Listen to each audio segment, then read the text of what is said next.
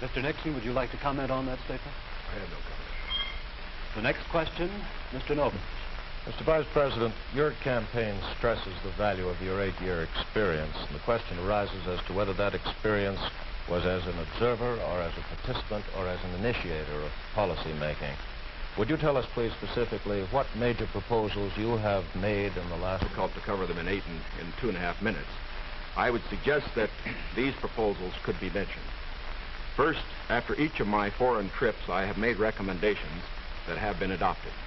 For example, after my first trip abroad, I strongly recommended that we increase our exchange programs, particularly as they related to exchange of persons, of leaders in the labor field and in the information field. After my trip to South America, I made recommendations that a separate inter-American lending agency be set up, which the South American nations would like much better than to participate in the lending agencies which treated all the countries of the world the same. I have made other recommendations after each of the other trips. For example, after my trip abroad to Hungary, I made some recommendations with regard to the Hungarian refugee situation, which were adopted not only by the President, but some of them were enacted into law by the Congress. Within the administration, as a chairman of the President's Committee on Price Stability and Economic Growth, I have had the opportunity to make recommendations which have been adopted within the administration and which I think have been reasonably effective. I know Senator Kennedy suggested in a speech at Cleveland yesterday, the United States. Well, I would say in the latter that and that's what I found somewhat unsatisfactory about the figures, Mr. Nixon, that you used in your previous speech. When you talk about the Truman administration, Mr. Truman came to office in 1944 and at the end of the war, and for 7.5 years. And comparing him to the last 8 years, I prefer to take the overall percentage record of the last 20 years of the Democrats and the 8 years of the Republicans to show an overall period of growth. In regard to price stability, I'm not aware that that committee did produce recommendations that ever were certainly before the Congress from the point of view of legislation in regard to controlling prices. In regard to the exchange of students, of labor unions, I am chairman of the subcommittee on Africa, and I think that one of the most unfortunate phases of our policy towards that country was the very minute number of exchanges that we had. I think it's true of Latin America also. We did come forward with a program of students for the Congo of over 300, which was more than the federal government had for all of Africa the previous year. So that I don't think that we have moved, at least in those two areas, with sufficient vigor. The next question to Senator Kennedy from Mr. Warren. Senator Kennedy, during your brief speech a few minutes ago, you mentioned farm surpluses. I'd like to ask this. It's a fact, I think, that presidential candidates traditionally make promises to farmers. Lots of people, I think, don't understand why the government pays farmers for not producing certain crops, or paying farmers if they overproduce, for that matter. Let me ask, sir, why can't the farmer operate like the businessman who operates a factory? If an auto company overproduces a certain model car, Uncle Sam doesn't step in and buy up the surplus. Why this constant courting of the farmer? Well, because I think that if the federal government moved out of the program and withdrew its support, then I think you would have complete economic chaos. The farmer plants in the spring and harvests in the fall. There are hundreds of thousands of them. They're not able to control their market very well. They bring their crops in or their livestock in, many of them about the same time. They have only a few purchasers that buy their milk or their hogs, few large companies in many cases, and therefore the farmer is not in a position to bargain very effectively in the marketplace. I think the experience of the 20s has shown what a free market could do to agriculture. And if the agricultural economy collapses, then the economy of the rest of the United States sooner or later will collapse. The farmers are the #1 market for the automobile industry of the United States. The automobile industry is the #1 market for steel. So if the farmer's economy continues to decline as sharply as it has in recent years, then I think you would have a recession in the rest of the country. So I think the case for the government intervention is a good one. Secondly, my objection to present farm policy is that there are no effective controls to bring supply and demand into better balance. The dropping of the support price in order to limit production does not work. And we now have the highest surpluses, $9 billion worth.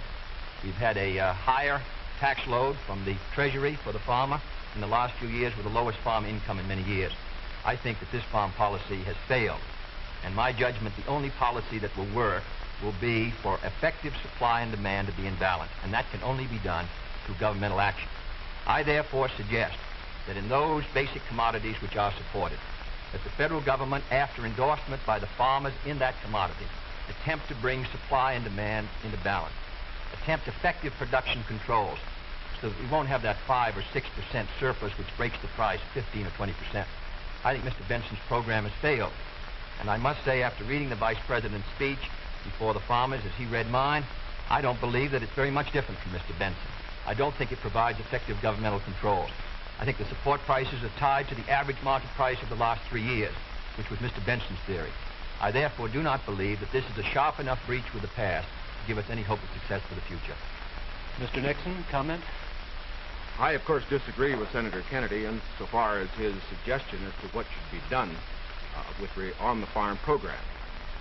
He has made the suggestion that what we need is to move in the direction of more government controls, a suggestion that would also mean raising prices that the consumers pay for products and imposing upon the farmers controls on acreage even far more than they have today. I think this is the wrong direction.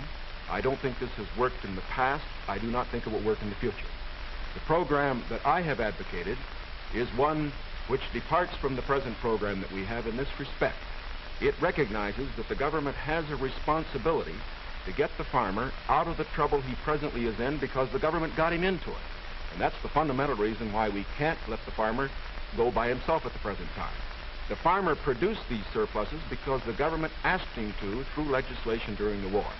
Now that we have these surpluses, it's our responsibility to indemnify the farmer during that period that we get rid of the surpluses.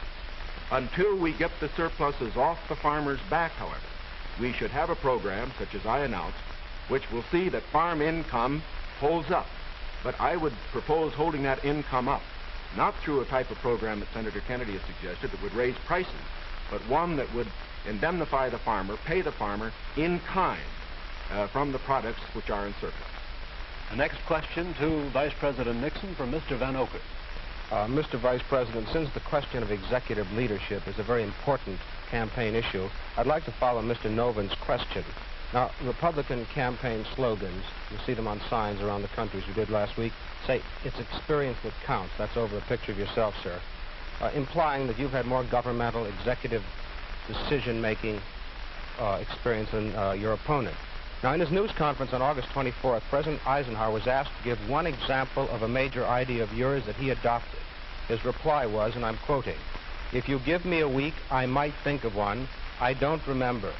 Now, that was a month ago, sir, and the President hasn't brought it up since. And I'm wondering, sir, if you can clarify which version is correct, the one put out by Republican campaign leaders or the one put out by President Eisenhower? Well, I would suggest, Mr. Van Oker, that if you know the President, that was probably a facetious remark. I would also suggest that insofar as his statement is concerned, that I think it would be improper for the President of the United States to disclose the instances in which members of his official family had made recommendations, as I have made them through the years, to him which he has accepted or rejected. The President has always maintained, and very properly so, that he is entitled to get what advice he wants from his cabinet and from his other advisors without disclosing that to anybody, including, as a matter of fact, to Congress. Now, I can only say this. Through the years, I have sat in the National Security Council. I have been in the cabinet. I have met with the legislative leaders. I have met with the President when he made the great decisions with regard to Lebanon, Kimoy Matsu, other matters. The President has asked for my advice. I have given it. Sometimes my advice has been taken. Sometimes it is not. I do not say that I have made the decision. And I would say that no president should ever allow anybody else to make the major decisions. The President only makes the decisions. All that his advisors do is to give counsel when he asks for it. As far as what experience counts and whether that is experience that counts, that isn't for me to say. I can only say that my experience is there for the people to consider. Senator Kennedy's is there for the people to consider. As he pointed out, we came to the Congress in the same year, now have the opportunity to evaluate his as against mine, and I think both he and I are going to abide by whatever the people decide. Senator Kennedy? Well, I'll just say that question is of experience, and the question also is what our judgment is of the future, and what our goals are for the United States, and what ability we have to implement those goals. Abraham Lincoln came to the presidency in 1860 after a rather little-known session in the House of Representatives, and after being defeated for the Senate in '58 and was a distinguished president. There is no certain road to the presidency. There are no guarantees that if you take one road or another that you will be a successful president. I have been in the Congress for 14 years.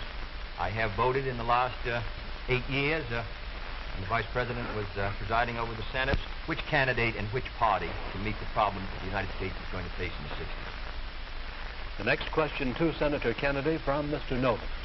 Senator Kennedy, in connection with these problems of the future that you speak of and the program that you enunciated earlier in your direct talk, you call for expanding some of the welfare programs for schools, for teacher salaries, medical care, and so forth, but you also called for reducing the federal debt. And I'm wondering how you, if you're president in January, would go about paying the bill for all this. Does this mean that I did not advocate reducing the federal debt because I don't believe that you're going to be able to reduce the federal debt very much in 1961, 2, or 3. I think you have heavy obligations which affect our security, which we're going to have to meet. And therefore, I've never suggested we should be able to retire the debt substantially or even at all in 1961 or 2. Senator, I believe in one of your speeches you suggested that reducing the interest rate would help toward... No, not reducing. However, the kind of programs that I talk about, in my judgment, are fiscally sound. Medical care for the aged, I would put under Social Security. The Vice President and I disagree on this. The program, the Javits-Nixon or the Nixon-Javits program, would have cost, if fully used, $600 million by the government per year and $600 million by the state. The program which I advocated, which failed by 5 votes in the United States Senate, would have put medical care for the aged in Social Security and would have been paid for through the Social Security system and the Social Security tax. Secondly, I support federal aid to education and federal aid for teachers' salaries. I think that's a good investment. I think we're going to have to do it. And I think to heap the burden further on the property tax, which is already strained in many of our communities, will ensure, in my opinion, that many of our children will not be adequately educated and many of our teachers not adequately compensated. There is no greater return to an economy or to a society than an educational system second to none. On the question of the development of natural resources, I would pay as you go, in the sense that they would be balanced and the power revenues would bring back sufficient money to finance the projects, in the same way as the Tennessee before us all. It faces all Republicans and all Democrats is, can freedom in the next generation conquer, or are the communists going to be successful? That's the great issue. And if we meet our responsibilities, I think freedom will conquer. If we fail to move ahead, if we fail to develop sufficient military and economic and social strength here in this country, then I think that the tide could begin to run against us. And I don't want historians 10 years from now to say, these were the years when the tide ran out for the United States. I want them to say, these were the years when the tide came in. These were the years when the United States started to move again. That's the question before the American people, and only you can decide what you want this country to be, what you want to do with the future. I think we're ready to move, and it is to that great task, if we're successful, that we will address ourselves. Thank you very much, gentlemen. This hour has gone by all too quickly. Thank you very much for permitting us to present the next President of the United States on this unique program. I've been asked by the candidates to thank the American networks and the affiliated stations for providing time and facilities for this joint appearance. Other debates in this series will be announced later and will be on different subjects. This is Howard K. Smith. Good night from Chicago.